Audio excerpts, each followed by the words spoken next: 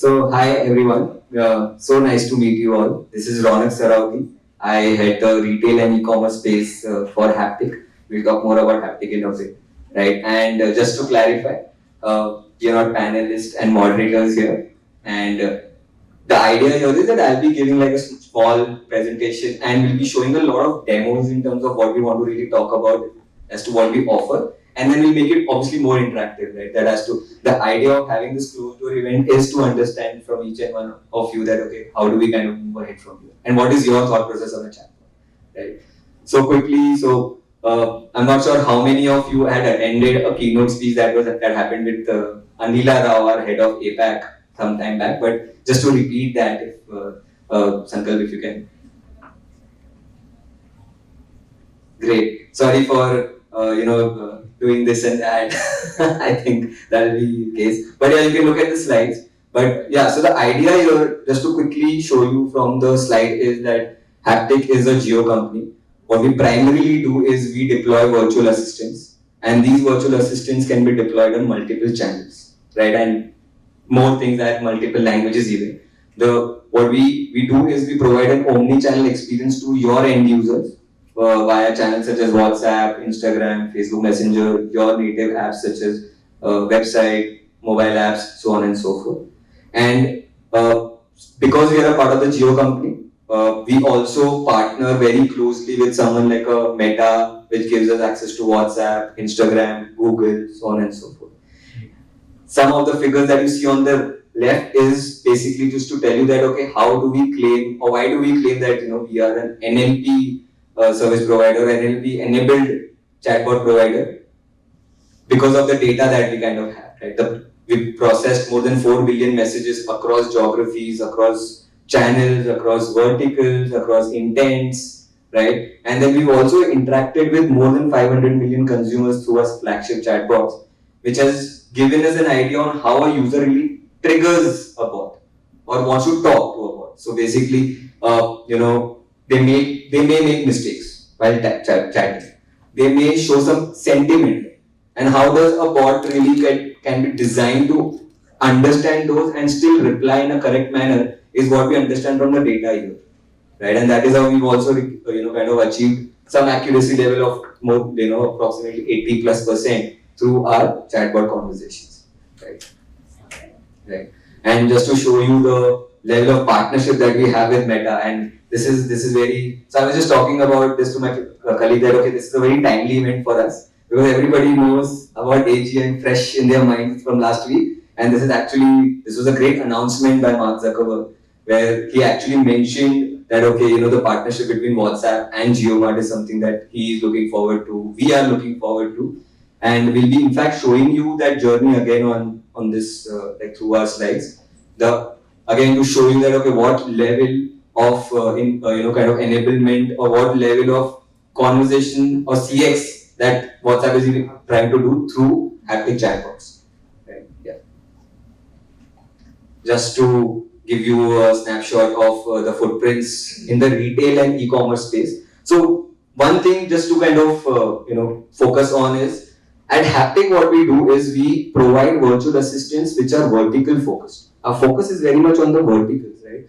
E-com and retail is one of the verticals. Similarly, we have BFSI vertical, in that we have sub verticals, and then we have spaces such as healthcare, auto, and all of that, right? The idea is that we are not making a chatbot which one fits all, kind of requirements. We are making chatbots which are, they understand industry norms, they understand industry requirements, and the terminologies that are used. That is kind of what they can understand and reply accordingly. I was just probably talking to you, Jeevan, that just giving that same example, that somebody who says that I want to change my plan on a bot. Now, in a telecom company, it could mean a data plan. In an insurance company, it means a policy. In a service providing company, it could mean a subscription, big basket. It could be like a subscription and all of it. But if I simply say I want to change my plan, does the bot have the capability to understand that industry level terminology is what we are trying to achieve? And that is where we segregated our data on that industry level. So our bots are pre-trained on industry level utterances, and then we train the bot on enterprise level utterances, of course, also. right? And this is somewhere, these are some of the footprints that we've kind of worked with, some of the logos that we are working with across channels.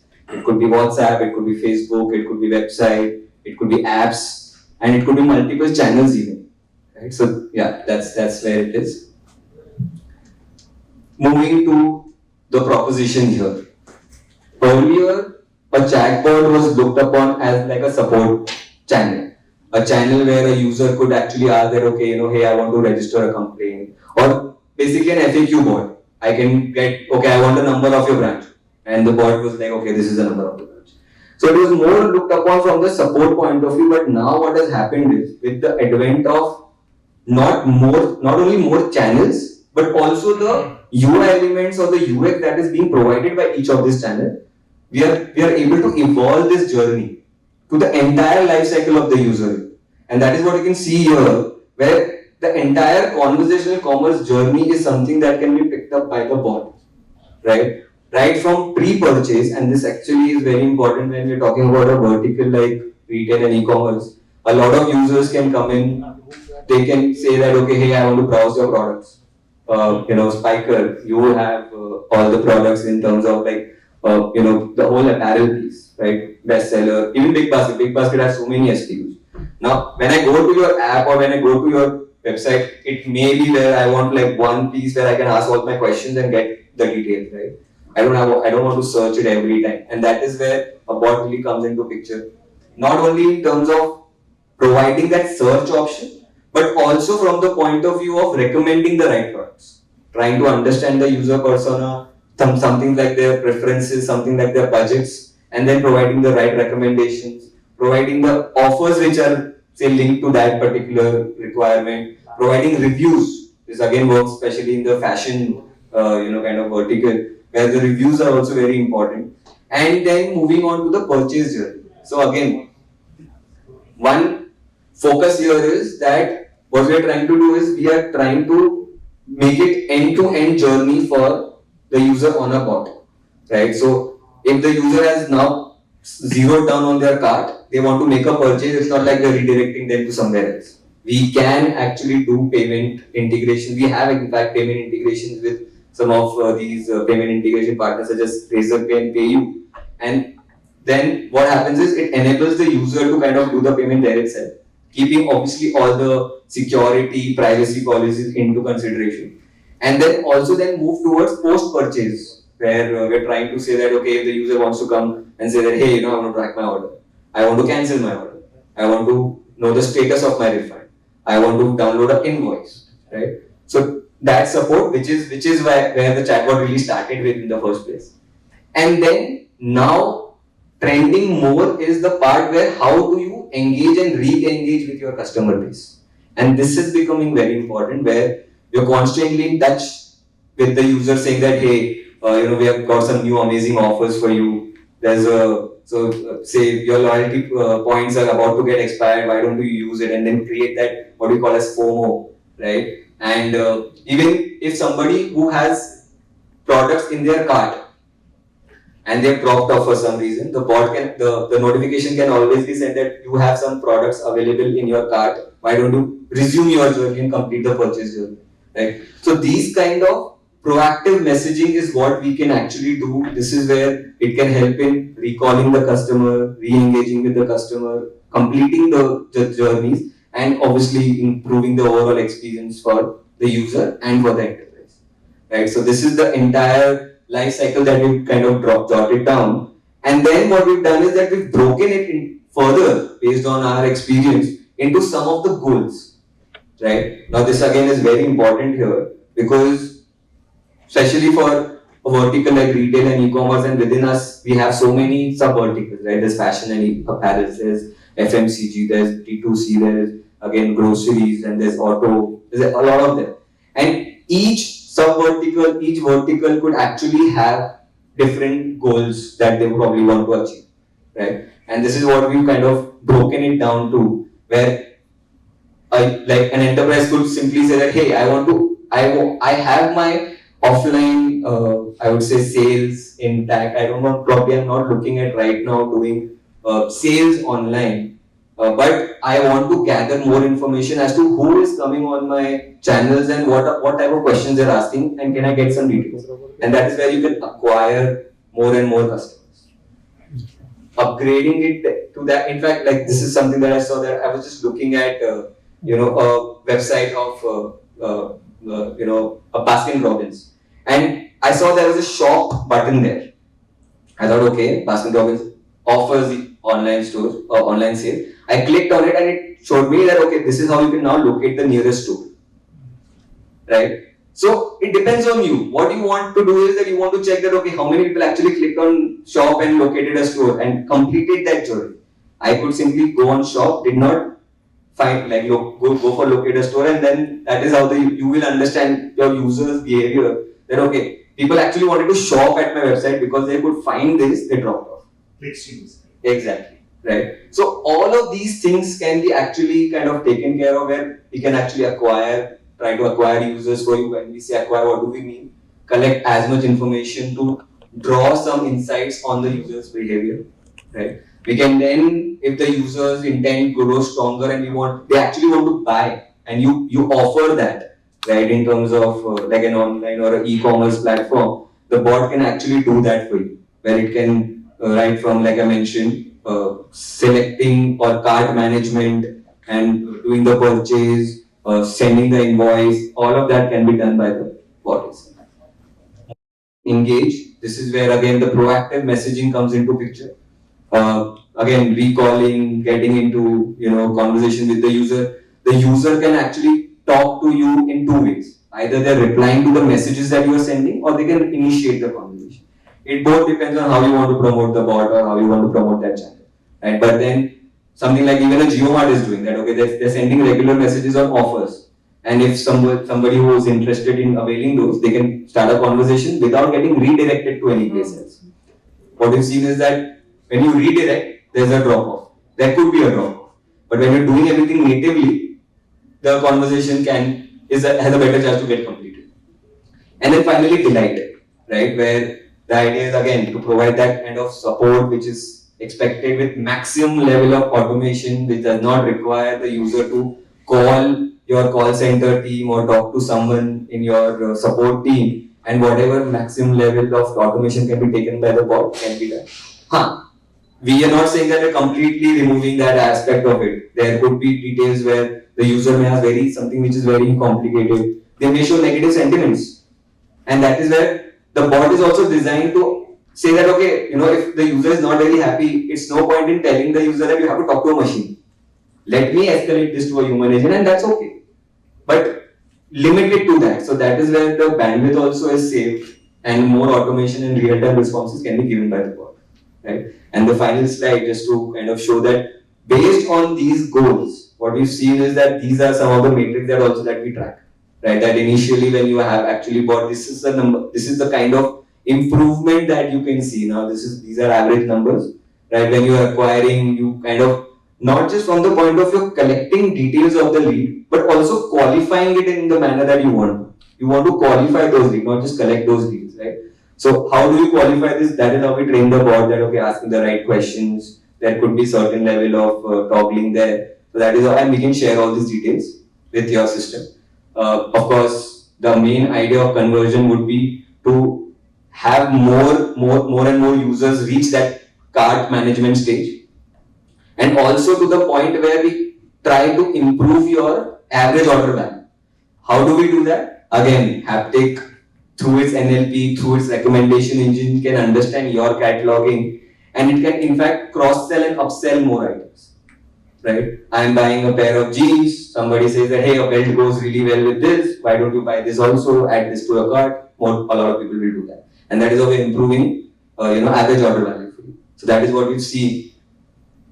Repeat purchases is what we kind of, obviously the re-engaging part of it, right? That the idea is the user is connected with you because they keep on getting to know more and more stuff. They can complete journeys if they've dropped off for some reason, and when they know that, okay, there's something which is now coming in, they can obviously get into those repeat purchasing. And now that, so like for an example, somebody says that, hey, your subscription is about to get expired, why don't you renew it now? Imagine if I'm telling this to the user on WhatsApp and I'm telling you that within 3 steps they can renew the subscription. Why not? Right? The user will do it, and that is what has increased renewals, not necessarily in the retail space, but also in the BFSI space for us, in fact. Insurance companies, lending companies, they're all doing that. And that is where the ease of, the ease of WhatsApp and plus the integration and the CX that we are providing kind of helps, right? And then finally, with respect to delight, it makes more sense in terms of what is the feedback that they're getting, what the user is getting, that okay, you're improving your NPS and CSAT, and there could be other metrics that you want to probably track. And we can in fact share all this detail back to your system so that you can have this one view of all the analytics and everything that you have, right? Correct. So yeah, this was what I wanted to share in terms of a deck. But now what we'll do is we'll try to also show you some of the live examples as to just to show you the journeys here. Before that, Sankalp, my colleague, will do this. What we want to do is, just quickly ask a question, right? That okay, you know about these four, I would say, objectives or outcomes, right? So if I can ask, Ashutosh, if you want to kind of tell me that okay, what do you think that for a big basket, which kind of outcomes would probably make the most sense or probably you are looking for when you're talking about like a virtual assistant here? The first basically acquire, we'll be trying to get some specific product for the customer to buy. Right, so, okay. Someone who is not decided, because I think the way grocery shopping works is not very similar to, say, a fashion, right? Grocery people know I want bananas, I want apple, I want whatever, right? And even if it's a more generic thing, I want some pasta sauce, they would have at least some of the brands in their mind. So, discovery is not actually a key factor for a customer. And we use chatbots a lot, but we use them for, as you said, the last engage, more of FAQs, more of complaints, and more of something which would just eat away a human's bandwidth and which is more automated. I personally cannot imagine too many use cases for a customer engagement with say a chatbot, right? So interacting with it. So something you have. Right. Yeah, so I think a very good point that you make, right, Ashutosh, that I know that what I want to buy. Or probably I'm just looking that, okay, I'm looking at something, let me see if I can get it on an app or whatever, right? So for a big basket, it makes more sense that, okay, I'm not looking at browsing products mainly, but I'm looking at ordering, like the real ordering one. I will never go to a big basket app just to see that, acha, dekhte kya available, kya naya hai. Right? I will always say that okay, I want something. Let me just check if it's there and if it can be delivered in probably these days in the next 10 minutes, right? So I will go for ordering, and if somebody can get that kind of ordering on a channel which is known to them, and that is where WhatsApp commerce also comes into picture. That if they can do that on WhatsApp, like you see on JioMart, and that is something that will show. That is something that probably can add more value to big basket, right? Great. So I will just also ask Samyukta, if you can. So Kaya is a little bit of a unique use case because we are neither retail nor hospitality, neither FMCG, or we kind of fall into all trends. Right. For us also, but the bigger task, very opposite to what Big Basket does, but then it will be about new customer acquisition. Because for us, largely it works through a lot of referrals, word of mouth, because of the kind of industry we are in. You kind of depend a lot on your HNI clients, your loyalty programs, and all of that. So again, and I had a question also on the omni-channel, because we have products and services.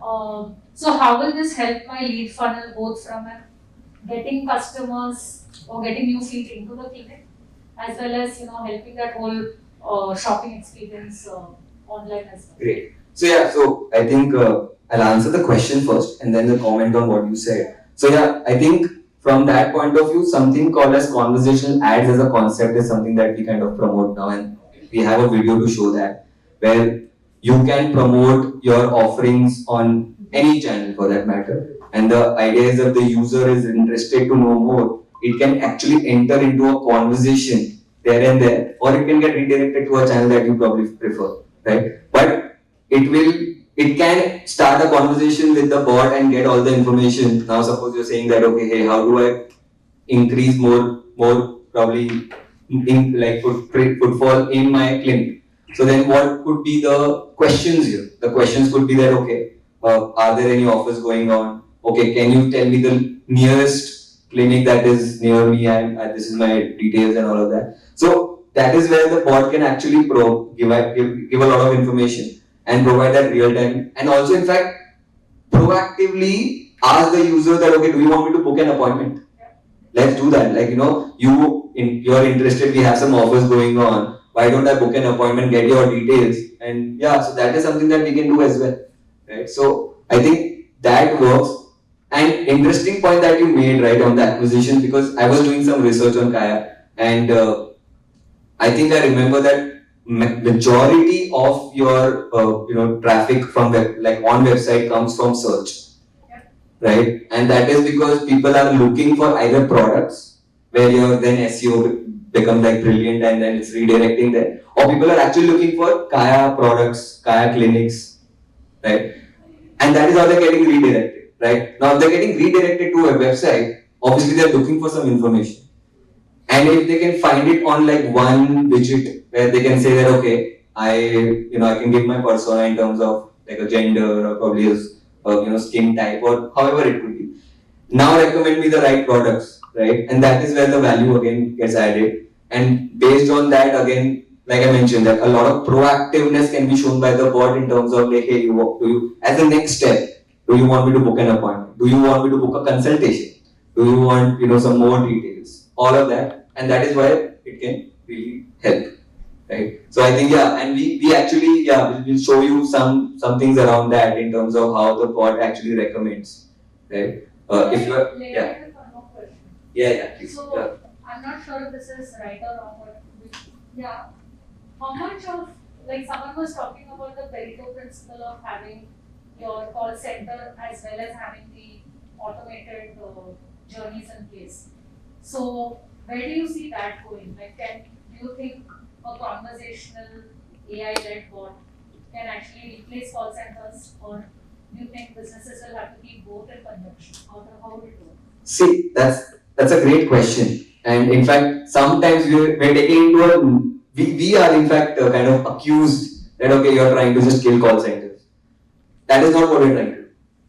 We always say that we're not trying to replace call centers. What we're trying to say is that we want to reduce the bandwidth on your call centers, so that for two aspects. One, when you reduce the bandwidth of your call centers, it also kind of maps into a cost saving for you as an enterprise.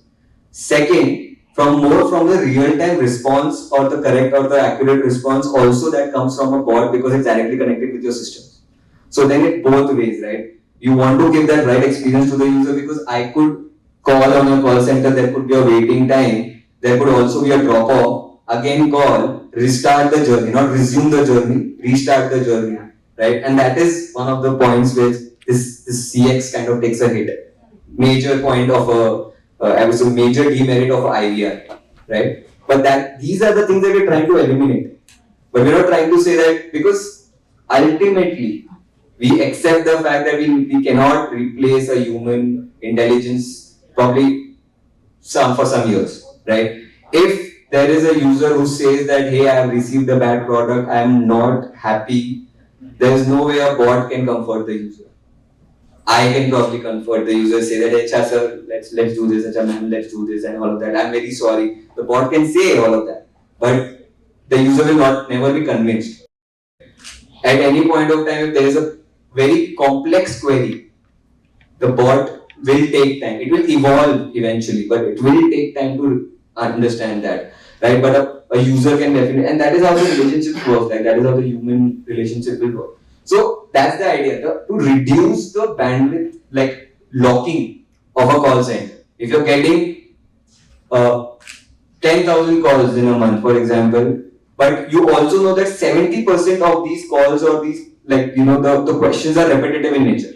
Now, what's the point of then involving your call center team to answering the same question again and again? And that is where a bot also comes in. And now, after say 2 years into the pandemic, or like a lot of people do that, where messaging has become kind of a way of kind of searching, right? Earlier it was a lot of Googling and downloading apps and all, but now people are expecting that, okay, I'm already on my Instagram, I've seen something, let me just talk and just get some details.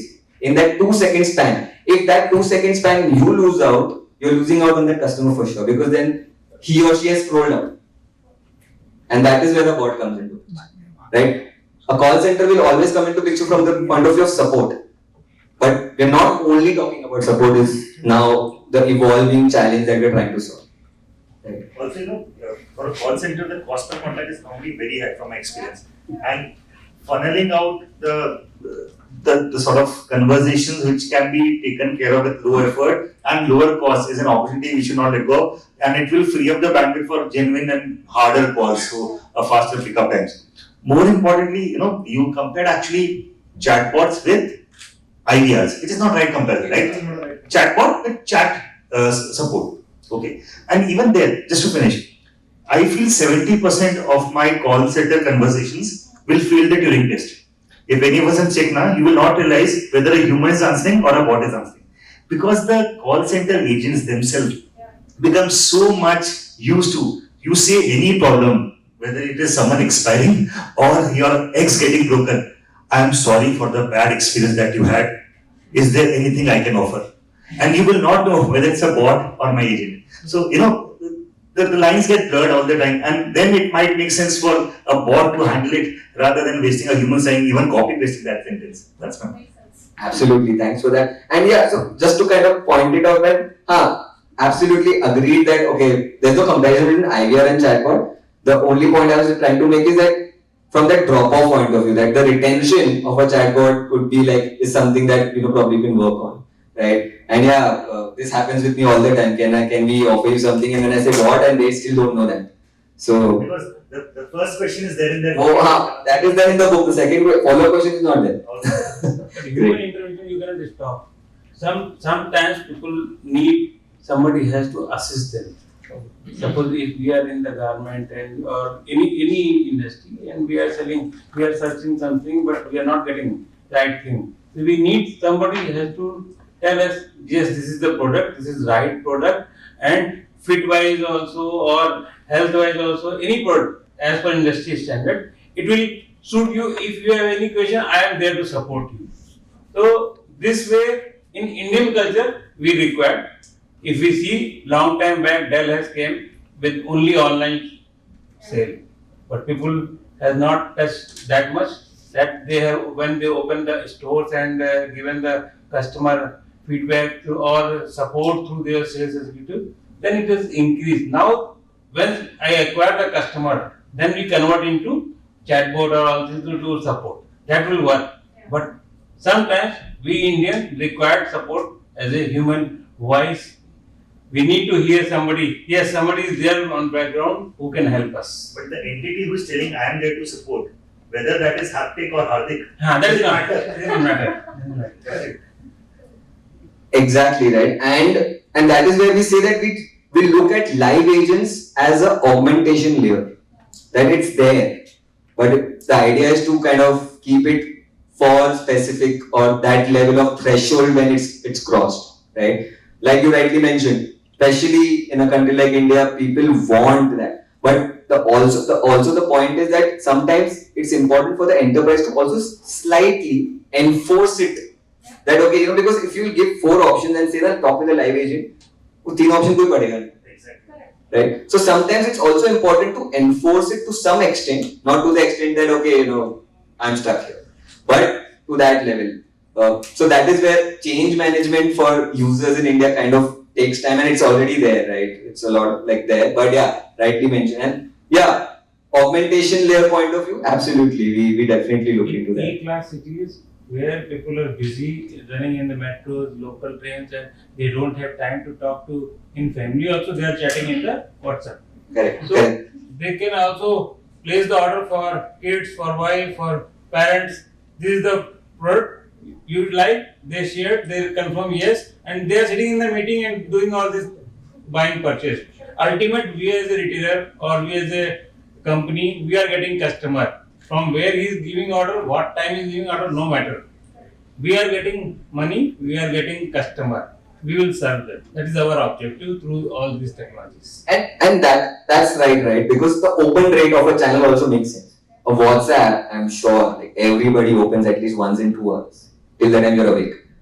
So that is very important, and that is where the the openness of the channel and these proactive messaging kind of make more sense in something like a WhatsApp.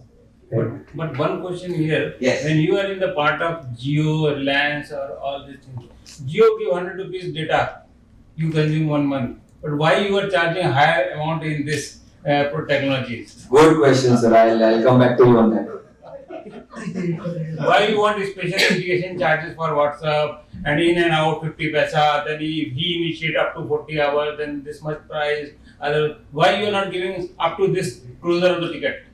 I know, but yeah, that's what I was told that like this, and abhi to fir bhi Jio started charging. Our problem started when Jio was giving everything for free, and like why are you charging? So yeah, we can definitely talk offline about this. No, everybody is sorry, you tell them. I'll speak to everyone separately offline about this. Dilip sir, if you want to any of these. For my company, Welspun, we are into actually home textile business where we manufacture towels, bed sheets, etc. We sell the brand name of Cases as well as brand W and brand Welspun, which is for medium people. Now, the one challenge which we face is basically one is the bounce rate which is happening on the website. Second is the cart abandonment. So there where I see this becomes a very good case for us to actually look into it and see the reason and how we can acquire bring back those customers back and convert them into actually to complete the cart. So this is where we see a good case for us also where this conversation commerce can very help us out. Yeah, actually, in fact, I was looking for Kaya, I was looking at Spykar also, Welspun also. Similar thing that I saw that majority of your traffic was actually brought in by search, and that is where I think a lot of people would come in. I could see that there's a group website, then there's spaces, and then there's more to talk about it. But then, if I'm on the website, I cannot actually just go through, right? Probably I'll have to then call your call center also. But if we can have something like you mentioned that somebody already has something in their cart and this is where WhatsApp also understood its value in a country like India. Earlier they were only doing transactional messaging. Your ticket is resolved, your order is dispatched, your order is cancelled, your invoice is sent, only transaction. But then that is where they realized that the importance of such things, such use cases where bringing back the user or completing the journey for them or encouraging them to start a journey is what WhatsApp could also be used for, and that is something that we're doing very, on extensively, right? But yeah, thank you for that, and yeah, definitely we do that. We actually have dedicated portals for this, where it's a WhatsApp first portal. You can actually get these templates. You can integrate with your systems, automate the entire engagement, stitch a bot to it so that if the user actually has to kind of ask more things, the bot can also reply to that. So the entire journey can be created, and it's already created for a lot of our customers. So we can definitely look into that. Right. Jeevan, if you can just pass the mic, Jeevan. Yeah, hi. We at Bestsellers look at it from a holistic perspective. While all of these features are really important, engaging the customer is something which is of paramount importance. You need to make sure that the customer comes back time and again, irrespective whether the offer is there or whether so customer delight is something which is very important. So both of these things go hand in hand.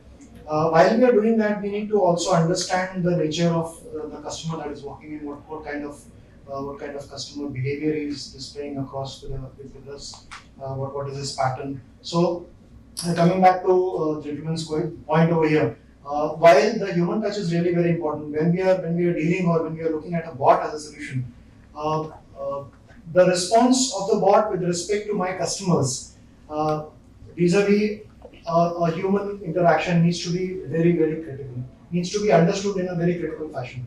When I say that, I mean every response of my customer needs to be analytically understood and then subsequently, churned around in the next communication. So when a customer is unhappy, it needs to be understood, it needs to be recorded, and subsequently needs to be taken care of with further communications that are there. So yeah, customer delight is something which is very important, which will come after we have these things in place. Absolutely, and this is actually a great point, and this is where I would say like the word collaboration makes a lot of sense, right? A collaboration between like someone like a Haptik and you, right? Because what we can do, like we were talking about this earlier as well, that what we can do is we can try to understand the user's persona and push some details and provide that channel, provide that medium to kind of get in touch with the customer, right? How you interpret that data into your kind of that what you want to interpret it in something that is where the collaboration will happen. Yeah, so that is exactly what we were discussing Yes. last time also. So it's a complete journey into time. Exactly. So when I'm talking about interaction with my customer, it starts with understanding the previous interactions, making sense out of that, and then subsequently communicating to them or keeping a conversation alive with various offers or promotions or communications or videos or whatever that may be. But that is some kind of an intelligence that needs to be developed, that needs to be kind of reworked time and again with all my customers. And subsequently, when you know what your current customer is behaving in the fashion, you can expand the masses with that. And it's actually a great point that you bring up. That it needs to be, like, if I can say it in a different word, it needs to be evolved, right? And that is where, and this is like something that we try to tell our clients or prospective clients here, that the expectation should be that okay, the bot will be created, the bot will be deployed, but then it will keep on learning. It will not be able to answer 100% of your questions on day one. It will eventually learn, and that is where it will be a learning for both the sides, not just for the chatbot, but for also for the company. Yes. One more point. Yes, please. Time is of an essence. Of course. So at this point in time, we are talking about meta. So if you don't evolve now, as in now, the bus has passed. Exactly. So you can't wait. I mean, if we are looking at absorbing something and trying to consume it at its full potential, we need to do it right in the first try itself. Right? No, apps and right. Time is of importance because, as you mentioned, right? Because see, a lot of these events happen, and that is where people start thinking about, right? Pandemic happened, and people started realizing that okay, digitization or digital automation is required. Earlier, before that, it was a good to have. It then suddenly became a must have, right? So events like this, something like I would like very small as compared to what I've just taken an example, but we have a stall here and everybody's asking us about GeoMart. Why that happened? Because of the AGM last week, right? But thinking that, and this is where it's important to kind of act on. And when we say that okay, you are now kind of intrigued enough to start this, but then if we say okay, no, that's fine, but we'll take our own time to train the bot, to do this, to do that, it kills it, right? And that is where what we try to do is that, and that is where we talk about this vertical specific intelligence, because the idea is that okay, if we are looking at say turnaround times, we're talking about TTVs, the bot should be pre-trained or should have some level of intelligence with respect to the industry already. What it should take time, majority or predominantly is train the bot on enterprise specific data, rather than starting it from scratch and say that it's a good morning, right? So that is not what we want, and that is where we've got integrations, we've got connectors, we've got this intent detection models, we call it predefined journeys for enterprise, or I would say vertical specific nuances, right? So yeah, I think that's sums it for me. But if any questions here? Yes. I want your last year. Sorry. I want your last year. Huh. So just to add to his point, Yeah. I think you mentioned saying it needs to happen now. Yeah. So I want to know how much of our existing data can this load and start running from day zero? Great. So that is where I was. So we have something called as intent detection model, right? Now, and this is the exact reason why we say that okay, we collected enough data to have general conversations via a bot. It can happen on day zero. We have collected enough data to have a lot of industry specific conversations. It can happen on day zero.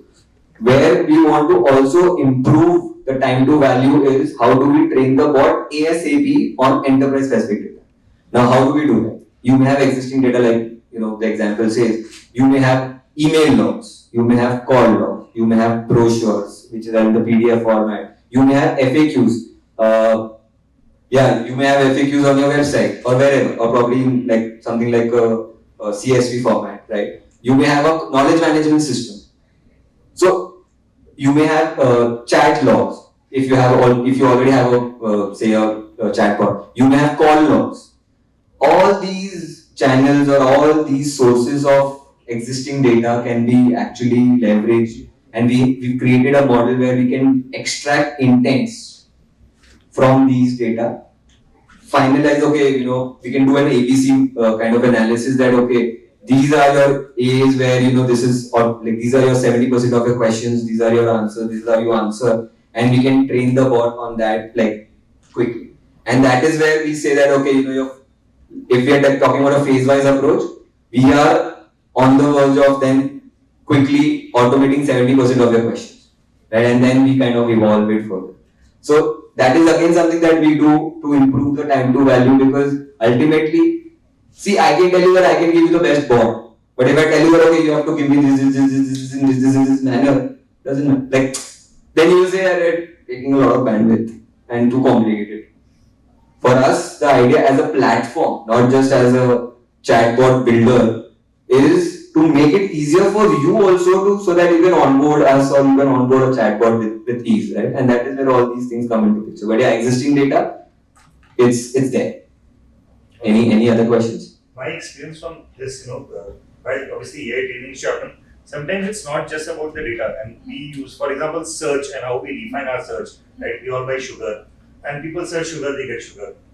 Some like Shakkar, SHAKKAR, SHEKER, SAKHER, SAKER. So, at where do you draw the line? So, we, for example, constantly look at our failed searches when people search something, some word, and they didn't find anything. There was no action. And then we literally do a manual intervention, we check. Keyword error. And the biggest one, for example, last one was mud. Honey, mud. Someone was trying to search MAD. So, if you search MAD, we used to get honey as a top result. Because honey is a top seller. Yeah. And that's not, it turns out it's not a good search. If he search mad, he should not get mud. We should get mad angles as the first result. So sometimes, even though there are a lot of data points, you have to keep learning. So it's more of instance-based learning, which I don't think legacy data will solve. It will obviously be a starting point. I don't think it can solve the issue. Exactly, and that is where it's also important to have this data in your access, right? Like on our platform, you can get this data in terms of. So that is how evolution also happens. If I can get everything from your existing data, then I can do 100% automation. But that is not how it's going to happen. You will still get conversations which are outside your existing data, the insights that are from. And it is very important to monitor that data while the bot is live. And something like we have something called as AI recommendations. So for a particular question, there are multiple utterances and the users are used. You've trained the bot on 20 utterances, but there'll be users who will use the 21st utterance. And that is what is important, not to have it then, but at least identify so that you can add it. And that is similar to that example, right? We talk about multilingual languages. We say that, a lot of people say we provide multilingual languages. We came in late to the party. Why? Because we didn't want to simply translate it. We wanted to add more data, right? And this is a great example. Somebody says that, mera naam Sandesh hai. Type it in Google. It says my name is Message. Right? So that is where the intelligence, that is where the experience comes. That why we can do this, why can we provide multilingual, because we are also looking at things like these. Proper noun, common noun differentiation, so that we know that again Sandesh is Sandesh, not Message. Right? But yeah, absolutely. Right? It's an evolving process, and for us the idea is to one, get details from you as an existing, but also identify what could be used to kind of actually improve this, right? Any questions from, yeah? For outbound messages, for example, let's say Make My Trip. I subscribe for Make My Trip newsletters and I subscribe for Make My Trip on WhatsApp. On my email, right, I get a lot of blog articles, 5 places you should travel and all of that. Whereas on my WhatsApp, I only get promotional messages. Is there a reason for this? Is it not a good practice to send messages? For example, let's say Basket. If I go and buy boards from this basket, and then I get a message with like, have some recipes for. I haven't seen any of this. I have seen promotional and transactional messages on WhatsApp, but not content. Let's say blog articles, recipes, 5 places we should travel in December, something like that. Is there a reason for this? Great question. Technically, no. But this also requires some level of event tracking and triggering from, say, Make My Trip side, right? Is Make My Trip doing that? Do they want to do that? Is the question, right? They would want to, because see, ultimately the real estate, as we call it, of WhatsApp is also smaller, right? The good part is that, yeah, it's there to retain, or probably the open rate of the channel is great, but then technically there's no issue of doing this, right? Because earlier only transactional messages were allowed, but now you can send notifications. Also, what happens is, I'll tell you, a lot of, especially for someone like a Make My Trip, right? Digital native apps, they kind of don't prefer WhatsApp, because it's also something that kind of reduces their traffic on apps, right? I think Ashutosh would relate to that to some extent. But having said that, it's also something that, okay, you can generate that interest and redirect the user on your app. That could be one of the goals. And also, if you're talking about segments of users in terms of tier 2, tier 3, that is where WhatsApp kind of really works. But honestly, actually it's a good point to think that why isn't Make My Trip doing this, but technically there is no limitation. Any of the brand. But I think, see, it's also because these things are now coming in. So the enterprises are also trying to see that, okay, how do we have a case study to see that what value the other company got, and everybody is kind of waiting. And how often are they getting blocked? How often? Yeah. So because that is one important thing, right? A lot of people say that, okay, we are a green tech official business account, we cannot be blocked. That is not true. You can get consent from a customer and the customer can still block you and you will still be flagged. Ultimately, for WhatsApp, customer is blocking you. That means you're not sending the message that they were expecting, right? So if you're sending, for example, again on Make My Trip, I may have searched for a few things, but then if you're sending me that, sir, then ultimately I'll block. Okay. So yeah, but great point here. I think why not? Why shouldn't they? If they can do it mindfully, why not? But I think so. For example, this is what a lot of companies are doing, right? They are probably not recommending, but from the point of view of offers, that okay, we've got some amazing offers for you. You can click here to start a journey or something on those lines. So that is doable. Also for pleasure, a lot of it is about customer adoption life cycles, and it take a few years, it's a few decades. So I remember when 5 years back, 92% of our traffic came from there. Okay, we hardly have apps. We had app, but obviously hardly app users, because people were like grocery, people need to spend time, they will do it from their house only and whatever. We developed features which were available on the web in terms of ad banners and other things which were not at all even available on the app. Then, I don't know when, but literally almost instantly, within a few months it shifted, and obviously app took over more than 50%. And now, for example, we have a feature, we have our own quick commerce which we call BB Now. It is available on the app, not available on the web, because we are like, we can't wait, customer wanted now, let's start it any which is who uses them. And for me, and this guy was when I started the company, I heard the same statement from your counterpart saying that app पर use करता है grocery. So I think it's about, so what we are seeing now कि अभी जरूरत नहीं है, maybe 6 महीने बाद यही बोलेंगे नहीं ये तो जरूरी है. Right now it is under evolution phase. Maybe अभी लगता है जरूरत. No, actually, and this has happened, right? In fact, we do have a slide on that. I had hidden it because I thought that, okay, probably not necessary. But the evolution that 20 years back, website came in and it was like, oh, everybody like, let's go to a website, let's go to a website, get all the information. Then apps came into picture. Everybody started downloading apps and okay, apps is the way to go. And then it came on to the social media, right? Where then now I'm like, I'm already on Instagram, I'm already on WhatsApp, I'm already on Facebook. I want this information. So in fact, this is something that our team actually kind of research and kind of did this and this is true, right? The rise of conversation economy, right? From call centers to websites to mobile apps to virtual assistants. And then that is where the omni-channel experience also kind of comes into picture. Right? Tomorrow it could be, there's also, even on WhatsApp for that matter, it's like, I would say intra-evolving in terms of that now what? We've got something like a voice notes on WhatsApp. I can simply send a voice note saying that, hey, where's my order? Right? And that becomes so simple because the bot is able to identify you from your number. The bot is able to now convert that speech into text. And all you have to do is just send a voice note and the bot will send you a text. So convenient. I can probably then, it depends on the use cases also that, okay, I want to say that, probably say a very long statement that I want a pair of jeans under 2000 rupees blue color for my wife, whatever. Then it may probably fail right now. It's like No, but how you because simplify the entire transaction basically. For the customer, it's all about how you simplify the transaction. Exactly. So the more easier it is for the customer to communicate and more easier the bot to understand, the more successful you shall be. Exactly. And it also depends on, we spoke about segment, right? Age segment or demographic.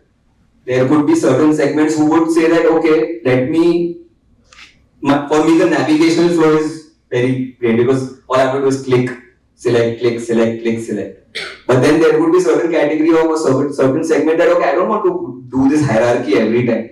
Simply ask my question and go about it and I want an answer now. Like I don't want to, if I want to buy a pair of say shoes or whatever, I don't want to say that, acha, I'll click here, then click here and I know that there are 7 steps when I reach my shoes, right? I want to simply say that, hey, I'm looking for a sports shoes or a casual shoes of size this and now show me this. And I can also change my intent.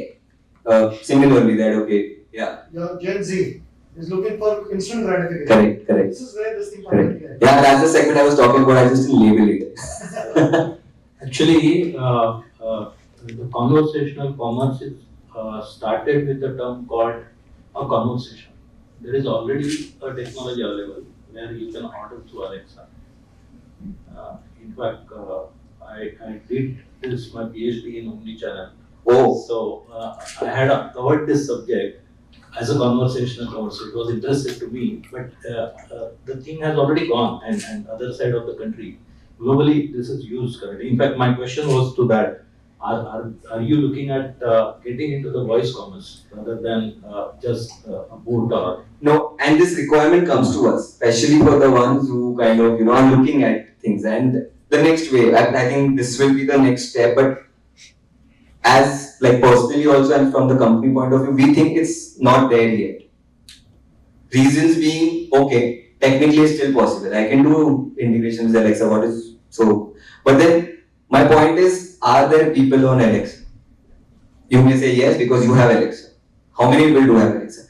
How is Alexa making it simple for me to do that? Because from what I know, if I need to kind of talk to Big Basket on Alexa, I need to add a skill of Big Basket to Alexa. That is asking a lot at this point from the customer. That okay, first you want me to add the skill and then probably take support or do whatever, right?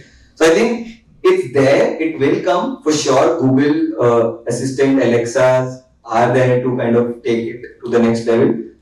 Especially for India, it's not there yet because how many people we know that okay, and that is where something like a Telegram also doesn't kind of fit in, right? We have integration with Telegram, but then how many people ask for Telegram? It's there as a channel, right? We have a lot of customers in the gaming company and they use Telegram to the max because WhatsApp doesn't allow them. But then, a gaming company can be onboarded on Telegram, but do they have customers coming on Telegram is the question.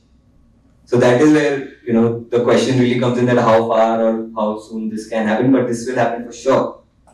And also this is very specific to a set of customers who know exactly what they want. they can't browse or they can't shop or they can't kind of have a look at the range that is available for sale. And retention, right? Voice. Well, how will you give me a catalog? How will you tell me the offer? You give me 5 offers, I'll forget the first one. Then how do you do that, right? So yeah, it's there, but yeah, I think we've done something for a company where all the user had to do is probably trigger Alexa and say that okay, I'm looking for this, and that is how Alexa would send a message to the enterprise, and a message would come to the user on WhatsApp that okay, let's continue it here. You've triggered Alexa, you've triggered the conversation, but let's continue the journey on WhatsApp because that's a better channel to continue the journey. Alexa can be used as a trigger, why not? Okay. Yes. But my question is exactly while the adoption is growing and it will continue to grow, what worries me is the meme last week floating around in all the groups on all the occasions, जिसमें बंदी ने phone open किया था और 6 messages थे, ठीक है? They all were triggered by WhatsApp and the WhatsApp communication. Now we know that you guys have just touched the tip of the iceberg. The way it is going to grow, it's going to grow phenomenally. Now, once it grows phenomenally, we can end up reaching the same level which emails have reached right now, where you have to literally scan through emails saying कि मेरा personal email कहाँ है? Because there are so many trigger messages, ad messages and all that. So my worry is about this whole open rate and all that. And how are you looking at that? No. Right, and that is where we say that, right? WhatsApp in fact tells or says that okay, we don't want to be the next SMS. Yes. Or yeah. Right? Why? Because and that is where we kind of also be very transparent that okay, you as an enterprise need to be mindful of it. Technically, you can send as many messages as you want, but how do you want to take this up? And that is where even if the user has given a consent or whatever, they still have an option of blocking you, and that is what you need to be mindful of. One way of doing that, WhatsApp thought that okay, let's make it expensive, the messaging. They've done that, right? So that you know that okay, if I'm willing to invest this much, I'm looking at things which probably kind of make sense. I'm not sending just to details that okay, hey, happy Raksha Bandhan. Like it'll charge you 50 paise. So that's not the point. But then, but it's going to happen, like eventually, because you will, even if you're getting one message from each enterprise, imagine how many messages you will get, right? But I think that is how WhatsApp is taking it up in terms of making sure that it is also educating the enterprises. We are educating the enterprises, okay, let's be mindful of this. Okay. So I don't like there's a subjective answer to this, honestly. There's no objectively that it can be answered to. Okay. So I think we are past our time. We wanted to show you a lot of demos, so what we'll do is we'll share the links. So you can play with the bot. I always prefer that actually, where you can play with the bot yourself and see how you can break the bot. Right? And tell us that okay, this is how the bot broke, and we can actually take a comment from there.